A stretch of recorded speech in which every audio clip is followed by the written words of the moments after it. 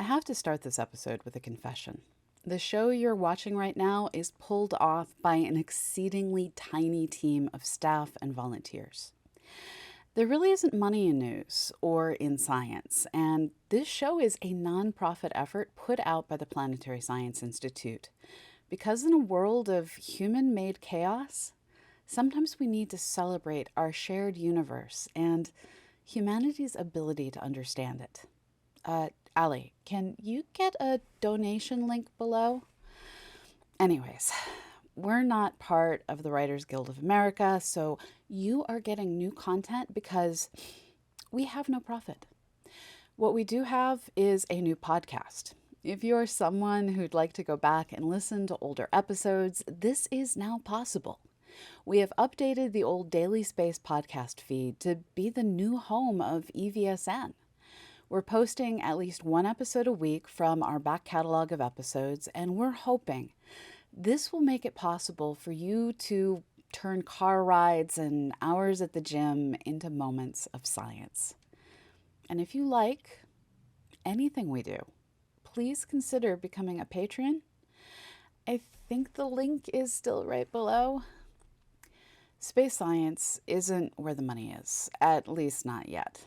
Astronomy and planetary science in the United States is funded by NASA, the National Science Foundation, and a variety of smaller foundations and extremely wealthy individuals.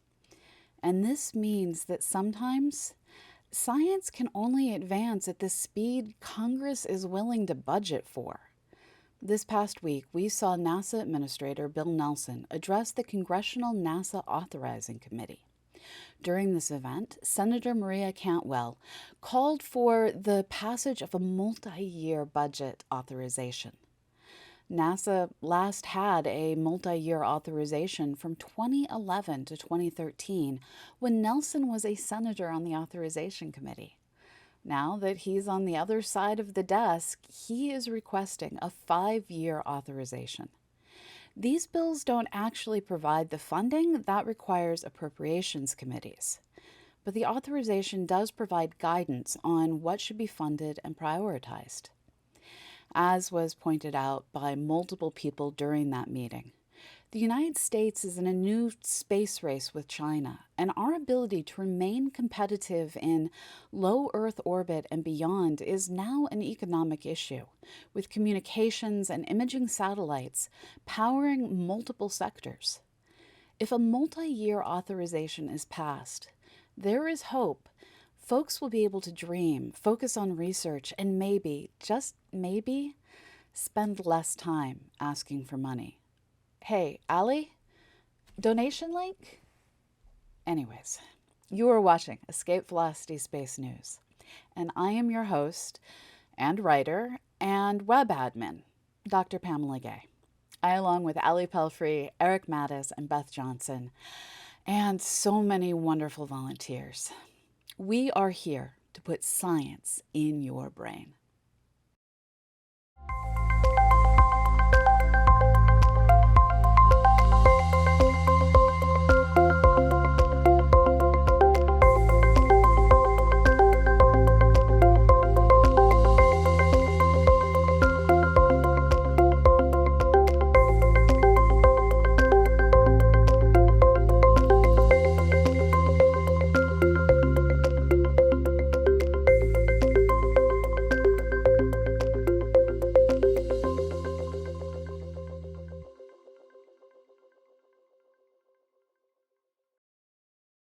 One of the coolest technological breakthroughs of the past decade has been the Atacama large millimeter and submillimeter array's new ability to image planetary disks.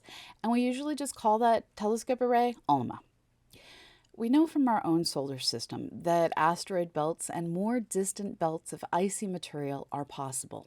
With ALMA, it became possible to see great planet formation disks with banding marking the future homes of future great planets.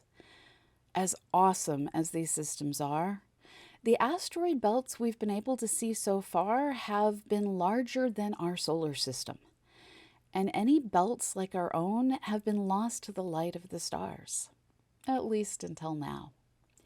The JWST has released images of the nearby star Fomalhaut, and with its large mirror area and ability to see in the infrared, it was able to see what no one else has seen, an inner disk roughly the size of our solar system.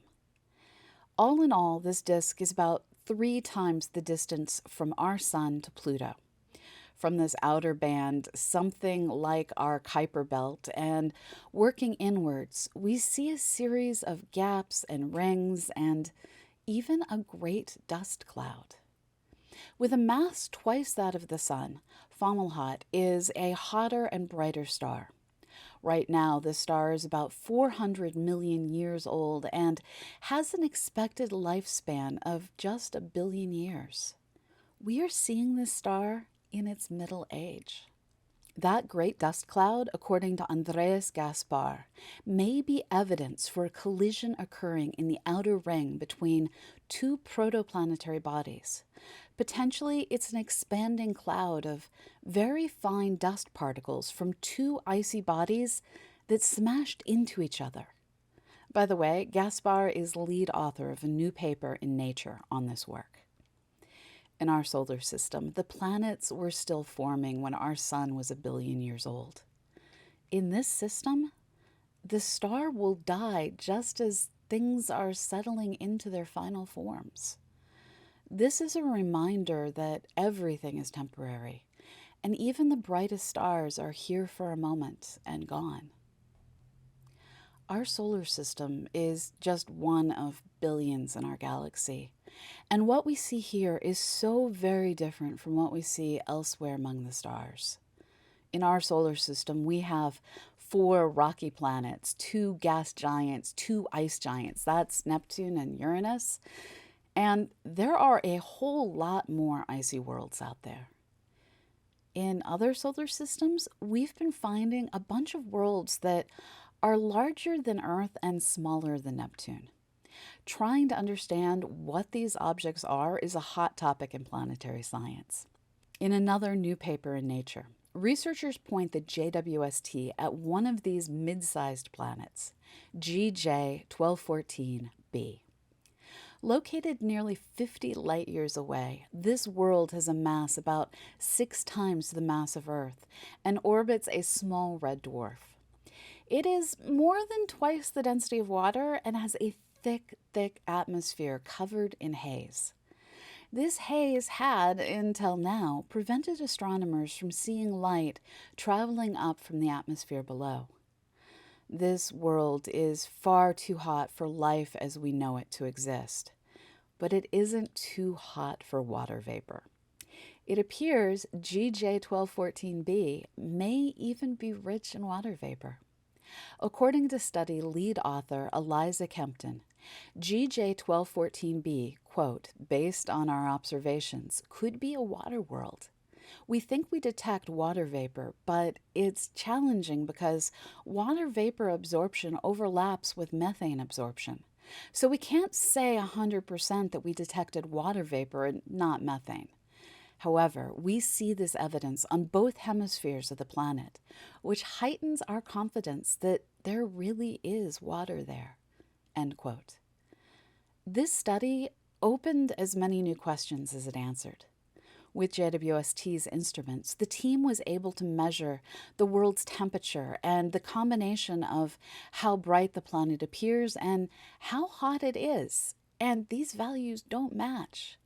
This world, it turns out, is oddly reflective. As Kempton explains, quote, whatever is making up the hazes or clouds is not what we expected. It's bright, it's reflective, and that's confusing and surprising. This is going to point us toward a lot of further studies to try to understand what those hazes could be, end quote.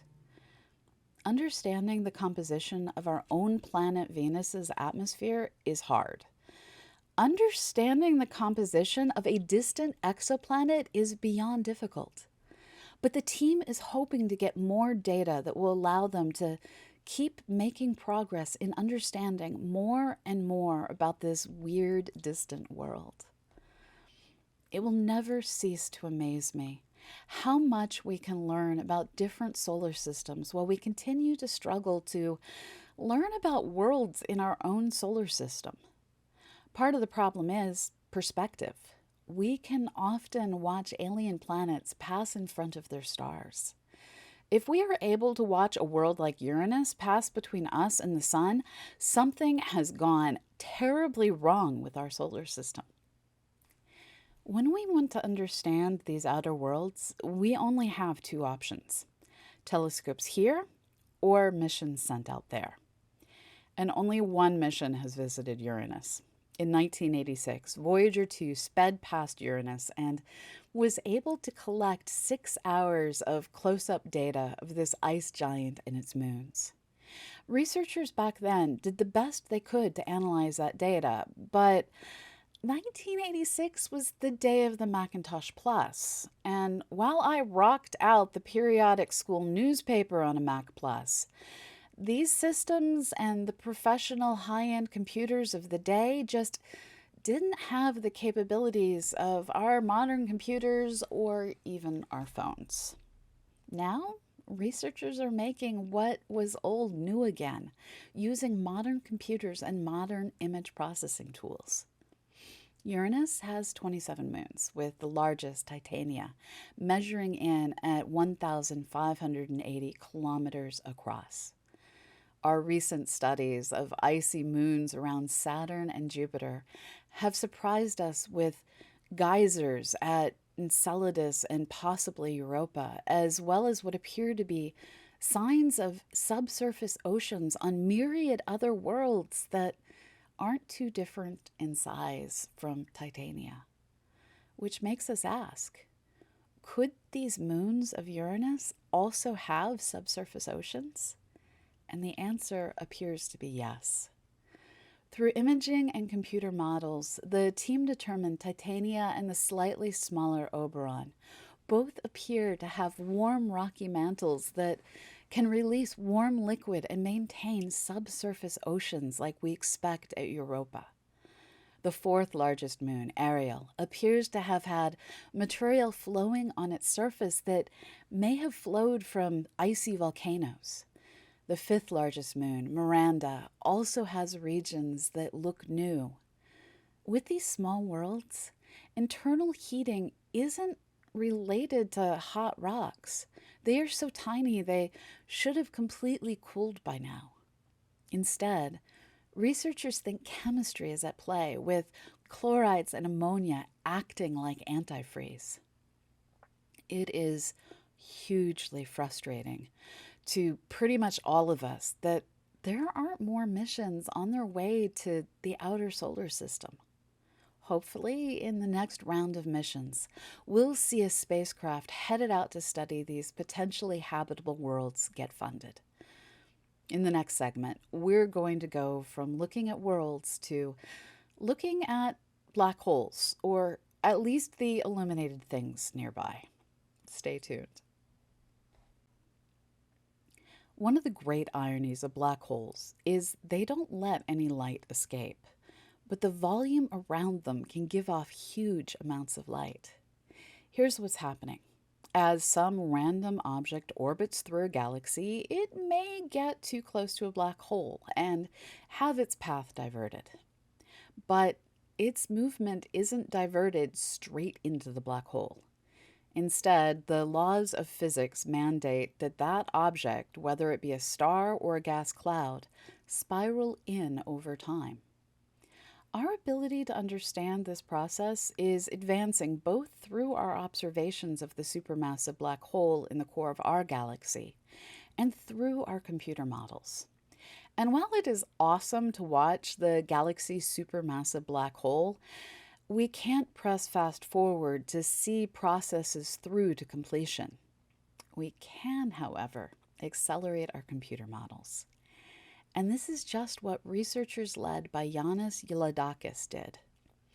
In a normal situation, Yildirakis explains, quote, after the star has been ripped apart, its gas forms an accretion disk around the black hole. The bright outbursts from the disk can be observed in nearly every wavelength, especially with optical telescopes and satellites that detect X rays. End quote. But our universe doesn't like to just follow the same model every time. And sometimes when we observe these kinds of flickers in other galaxies, we don't see those X rays. And now, this research explains why. This is a death spiral. As the object gets closer and closer to the event horizon of the black hole, it gets stretched out. This is caused by tidal forces, forces that are stronger near a large object and weaker farther away, causing that object, or in the case of the Earth, the oceans, to stretch out. In the case of stars falling into supermassive black holes, this stretching can destroy the star during a tidal disruption event. As the star returns to being a cloud of gas, shocks will occur where the cloud passes closest to the black hole and where the cloud runs into itself.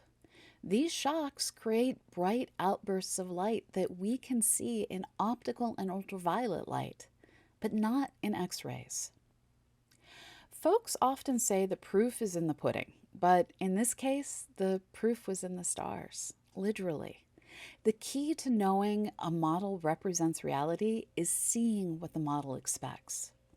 In late 2020, the Gaia satellite spotted a flare in the core of a nearby galaxy, and this event gave the research team a chance to see their computer model play out in the sky.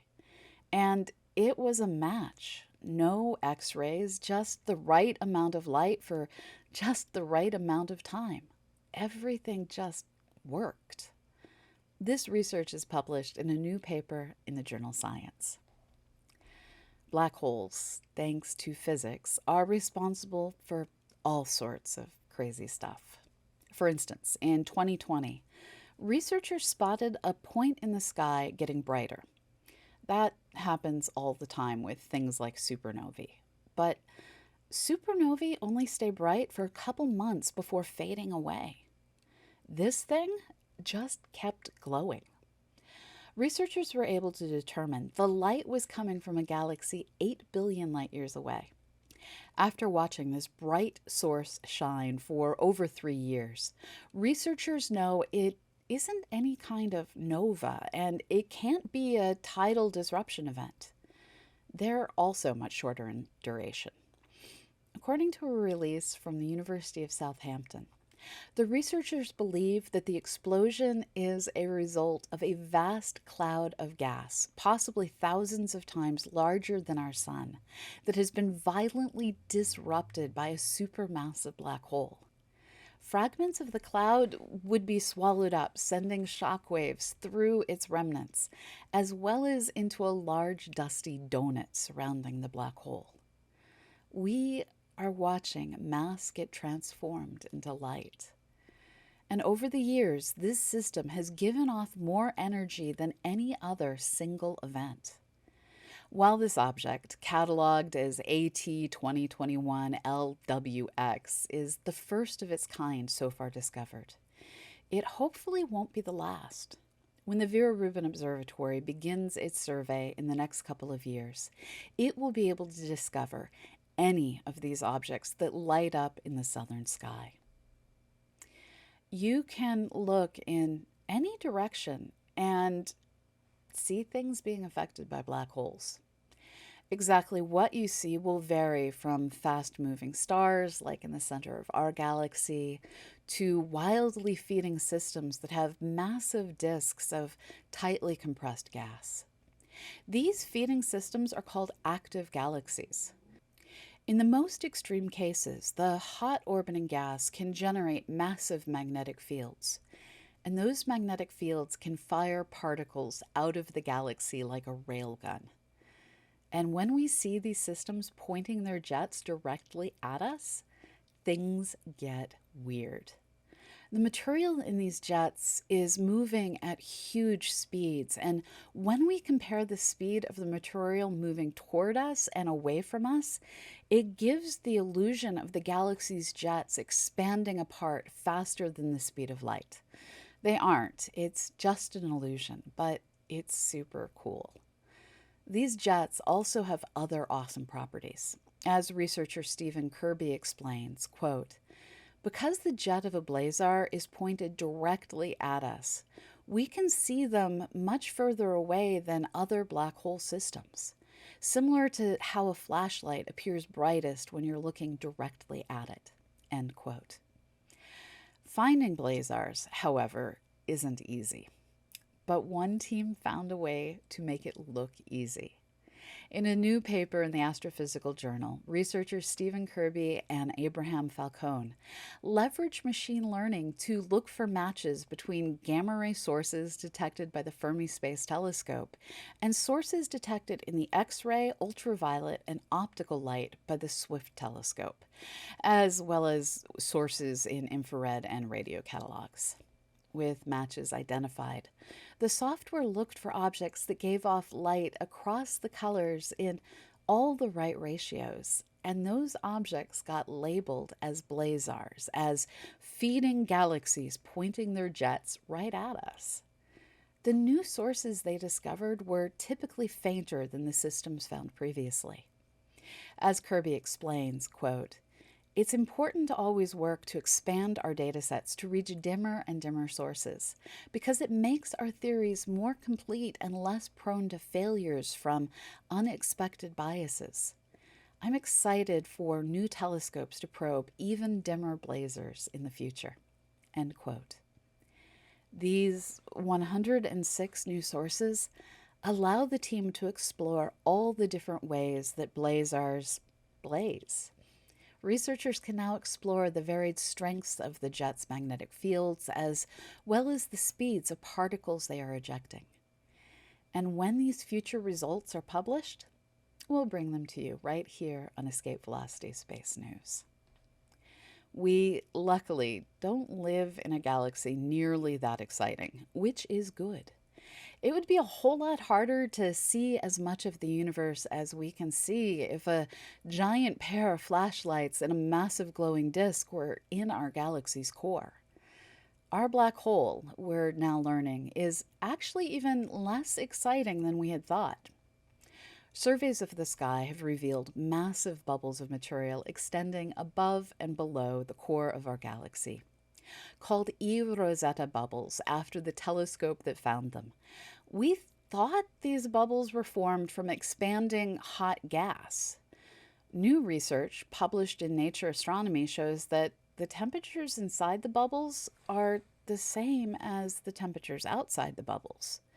As lead author Anjali Gupta explains, quote, our data supports the theory that these bubbles are most likely formed due to intense star formation activity at the galaxy center, as opposed to black hole activity occurring in the galaxy center.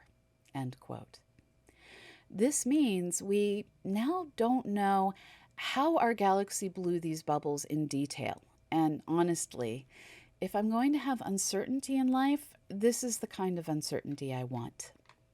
I look forward to seeing all the different possible solutions for how those stars formed and formed such massive bubbles. It's going to be fun to watch the theorists figure this one out. After the break, we're going to switch gears and take a closer look at the deluge system that prevented NASA from ever destroying any of its launch pads, like a certain commercial space company may have done recently. Stay tuned. If you've been following our program for a while, you may have noticed that we love covering rocket launches. Part of our fascination with these remarkable machines is the constant innovation happening right before our eyes. We are fond of saying that space is hard, but each passing day builds upon the lessons learned from the triumphant successes, tragic failures, and fortunate near misses over the last century of rocketry. For today's closer look, we'd like to focus on one near miss, a little-known, seldom discussed event at the beginning of the modern space era. It is a moment generally remembered as a great triumph, but which could have ended in tragedy right on the launch pad. On April 12, 1981, the Space Shuttle Columbia stood tall on Launch Complex 39A. For the first time since 1975 and the retirement of the iconic Saturn rocket system, Florida's Space Coast was again the proud host to a crewed launch vehicle waiting to go to space. A previous attempt on April 10th had gone flawlessly until a timing problem in one of Columbia's main computers was detected 18 minutes before the shuttle's scheduled launch. Following a software patch, the launch count was recycled and set for noon 2 days later.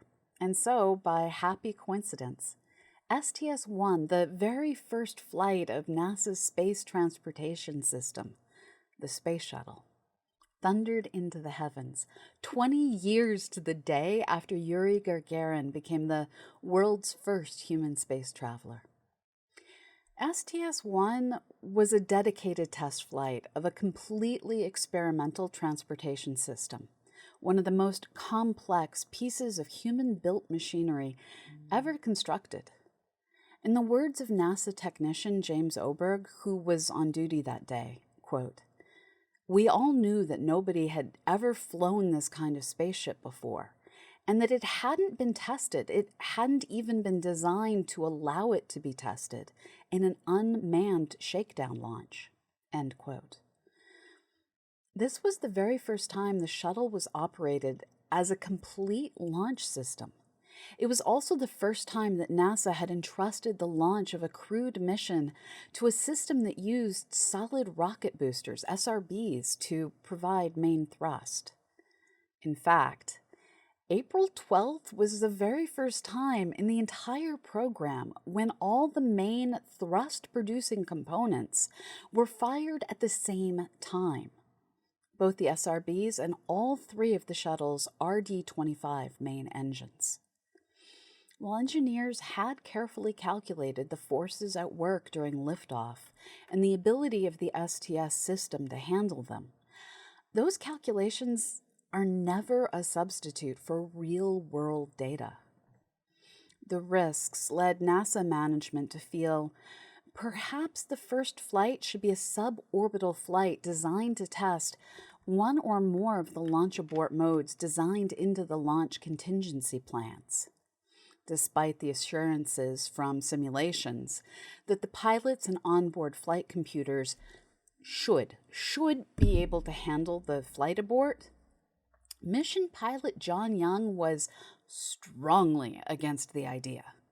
As a veteran of 4 previous space flights who had himself walked on the moon, Young stated his opposition bluntly, quote, "Let's not play Russian roulette because you may have a loaded gun there," end quote. As an aside, it says a lot that the astronaut felt safer going all the way to space in an untried spacecraft than just going partially around the Earth and landing. His seasoned opinion, combined with the data from the simulations, was apparently enough to persuade NASA to go with a normal orbital test flight, and the triumph of STS-1 seemed assured as the spacecraft roared off the pad and into the Florida sky. The mission landed safely just a little over 2 days later. It was not until well after Columbia had landed that engineers discovered just how close the mission had come to failing. Just after the SRBs ignited, as the vehicle was released from its hold-down clamps to begin its rise up off the pad, a sudden force slammed into the tail of the vehicle stack. Launch video and telemetry data, recorded by sensors on board the orbiter, revealed that this unexpected force shoved the main body flap on the orbiter well beyond its planned limits. Pre-flight calculations run on the vehicle showed that this type of motion was far beyond safe operational limits and could possibly have ruptured the hydraulic lines the flight control system relied on. This would have crippled the shuttle's ability to glide safely into a landing, or to even maintain a stable course once it was back inside the atmosphere. When Young found out about this deformation later, he was not happy about it. Quote, Had I known the body flap had been deflected so far off position, I'd have concluded the hydraulic lines had been ruptured and the system was inoperative." End quote. He stated this, further going on to say he would have let the launch continue until a minimum safe altitude, after which he would have separated the space shuttle from the launch stack, then initiated the crew's ejection systems, resulting in the loss of the orbiter on its very first flight. Remarkably, the lines remained undamaged, and the flight control system operated normally during the orbiter's re-entry and landing. This was a close call. This same unexpected force caused another serious problem that was discovered during post-flight inspections of the vehicle. This is going to get overly technical for a moment, but stay with me. In space, the orbiter uses reaction control systems, or RCS thrusters, to control its orientation. These small rockets are powered by a combination of monomethyl hydrazine fuel and a nitrogen tetraoxide oxidizer. Separate, each of these chemicals are safe, but, well, I wouldn't say safe. Separately, both of these chemicals are stable, but when combined, they burn without needing an ignition source. On the shuttle, these fuels are stored in containers, one of which is located in the nose of the spacecraft, between the heat shield and the crew compartment, where it's held in place by struts. During this first launch, that unexpected shock wave traveled upwards along the vehicle. The nose of the shuttle suffered enough whiplash that one of those struts buckled. Luckily, the strut itself was forced aside by the wall of the container during the event. If the container wall had failed instead, that would at least have disabled the nose-mounted RCS thrusters and contaminated the inside of the orbiter with the toxic fuel. And in the absolute worst case, there could have been an explosive decompression of the oxidizer tank. Fortunately, the STS-1 avoided suffering a disastrous end before even clearing the tower. As a result of this near miss, the struts attached to both the fuel and the oxidizer containers in the nose were enlarged, and the struts were reinforced prior to STS-2. This would ensure that the forces encountered would never result in such a close call ever again. So, what was this mysterious force that surprised everyone? Well, during some of our broadcasts, we've made it a habit to warn our viewers before replaying rocket launch videos that rocket launches are loud. And it turns out we aren't wrong. The force which caused all of this damage, and more besides that we haven't mentioned, was the extreme noise produced by the ignition of the SRBs. While engineers had calculated the forces at work on the pad and on the launch vehicle, they hadn't considered the possibility of significant reflection of the sound produced by all the rockets firing at the same time. And since no testing had been done with all the rockets firing at the same time prior to the actual launch, no one knew that they should be concerned about the reflection of an estimated 180 decibels coming back and hitting the space shuttle. Lesson learned. Sound can pack a wallop. To combat this going forward, NASA installed a sound suppression system which sprays up to 900,000 gallons of water per minute directly below the engines as they ignite. The tiny droplets absorb much of the energy, turning into huge clouds of steam visible at the base of the rocket during liftoff. Much of what is not absorbed is reflected by the water droplets in many different directions, which keeps the shock waves from slamming unimpeded into the bottom of the flame trench and reflecting back. Sound during shuttle launches was reduced from 180 to 142 decibels with the installation of this system. It's still bone-shaking, but not enough to damage the shuttle or its payloads.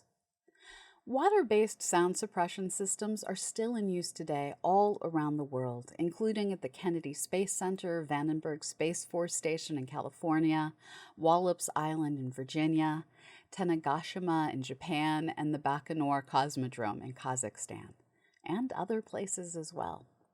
So the next time you see a rocket launch, take note of what's happening around the base of the rocket as the countdown ticks to 0. If you happen to see a spray of water mingling with the flames of ignition, well, now you know why it's there. Oh, and that big white cloud around the base of the rocket isn't so much smoke from the fire as it is clouds made from the incredible sound of running rocket engines turning huge amounts of water into mountains of steam. Here's to hoping that more launch providers learn from STS-1's near disaster and, well, SpaceX's actual loss of vehicle, and remember to consider the power of sound. After the break, we're going to look at this week's launches and some scientific missions that just keep refusing to stay dead. Stay tuned. If you couldn't guess, I'm a massive sci-fi fan. One of the recurring themes in both film and books is the discovery of abandoned spaceship that our heroes can somehow turn back on and use, at least for long enough to advance the plot. But just how realistic is that? Like, is space really going to someday be filled with zombie spacecraft just waiting to be encountered and used again? It turns out the answer is yes. I first became aware of undead spacecraft back in 2018 when amateur satellite trackers found the long-lost IMAGE mission. Launched in 2000, IMAGE was designed to study Earth's magnetic field. In 2005, the mission was renewed for 5 more years of science. But fate said no. On December 18, 2005, IMAGE suddenly went silent after showing no earlier signs of problems. NASA did everything it could to find the spacecraft and regain control. But in January 2006, the mission was declared lost, with NASA stating, quote, "Preliminary analysis indicated the craft's power supply subsystems failed, rendering it lifeless," end quote. But that analysis was just their best educated guess. The mission had simply disappeared. Until one day in 2018, when amateur satellite tracker Scott Tilley went looking for the classified Zuma mission and found IMAGE instead. Tilley was using an S-band microwave receiver and caught IMAGE transmitting telemetry and data. Going through old data, Tilley and fellow amateur satellite tracker Cez Bassa found that IMAGE had been transmitting since at least 2016. NASA couldn't return IMAGE to doing science. The mission kept going in and out of contact and ultimately fell silent again. Solar eclipses seem to have the ability to reset the mission, so folks continue to watch and listen in the microwave to see if this undead mission calls out again. Most missions are designed to have a rescue mode. If they lose contact with Earth, they'll reset and call home. This mode has allowed us to quickly regain communications with everything from the Hubble Space Telescope to the Opportunity Mars Exploration Rover. But sometimes this mode can cause issues. In 2014, NASA ran a communications test with stereo A and B to see if they would be able to regain communications after they passed behind the sun. For 72 hours, NASA sent no communications, and then both spacecraft were supposed to call home. Unfortunately, while stereo A came back, stereo B went silent, and it flew into the no-contact zone behind the sun. For 2 years, NASA heard nothing. But then, in 2016, signals were heard ever so briefly before everything went silent once again. It's unknown if the mission is low on power or simply mispointed. Someday, this mission may talk to us again.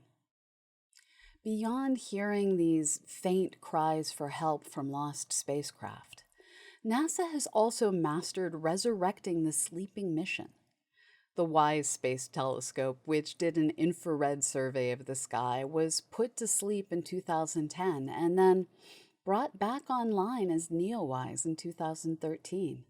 And now it watches for asteroids and comets. The Kepler mission was set aside in 2013 after a reaction wheel failure, but it returned to science a year later as K2 with a new mission plan that wouldn't require the same steering. We've also seen spacecraft like Deep Impact get renamed and given new missions, which is more of an identity change than a resurrection, but it's still cool. This segment was inspired not just by fiction, but also by news that the U.S. Space Force has contracted Rhea Space Activity to develop a mission to fly to Spitzer and power this elder infrared telescope back up and serve as a new, more powerful data relay. Time will tell if this mission will get built, but it does give us hints of how spacecraft will be given new life in the future. As an astronomer, one of my biggest joys has been our ability to constantly upgrade ground-based telescopes to allow us to use old glass to do new science. For the first time, I find myself thinking we may someday have this same upgrade ability for all space telescopes. So far, the Hubble Space Telescope is the only mission we've designed with upgrades.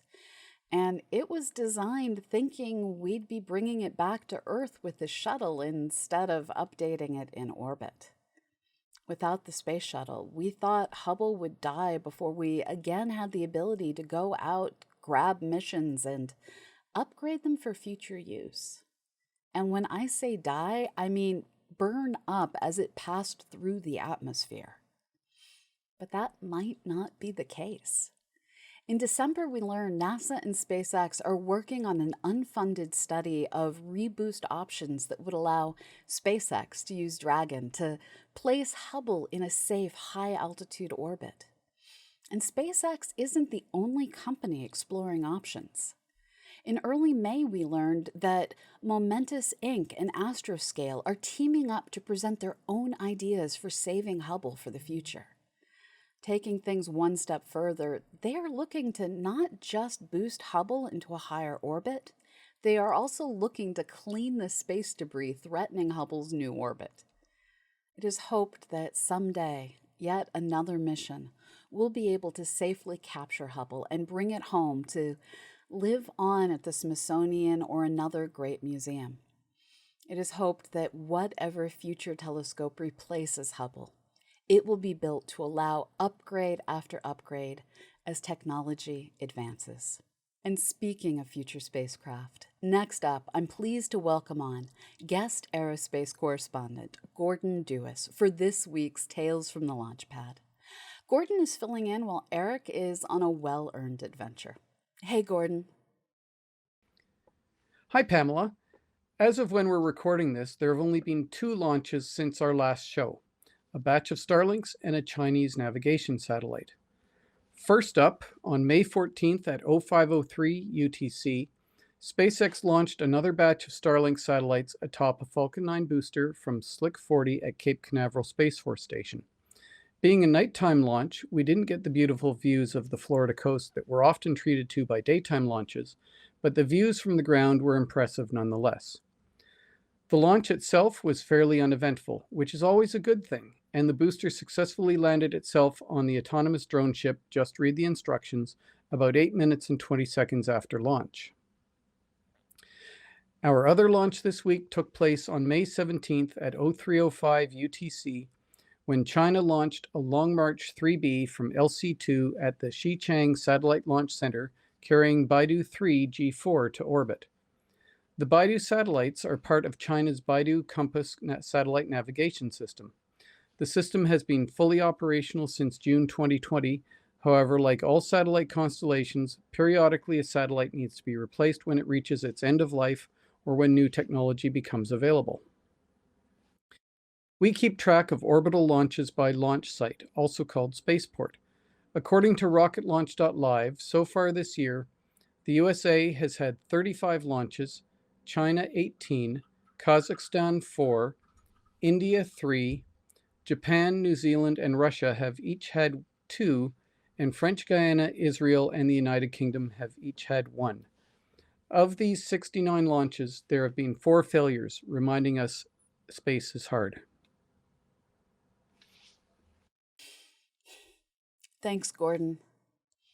For the past 2 segments, we've talked to you about all manner of spacecraft, alive, dead, resurrected, and protected from destruction by a twist of fate. Before we go, I just want to remind you all that we can enjoy our universe from right here on Earth. Last week, there was a wonderful alignment of Jupiter and the Moon, and observers were able to watch this gas giant and all its moons pass behind a crescent moon. Dan Borgia took this stunning image, and Thomas Clark-Hill caught a video as a rooster crowed in the background.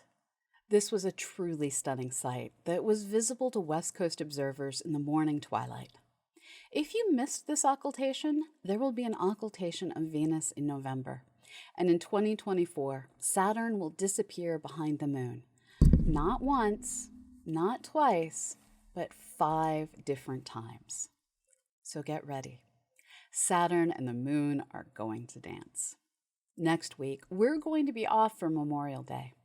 The moon will be an evening crescent and the stars will shine bright. So get out and look up.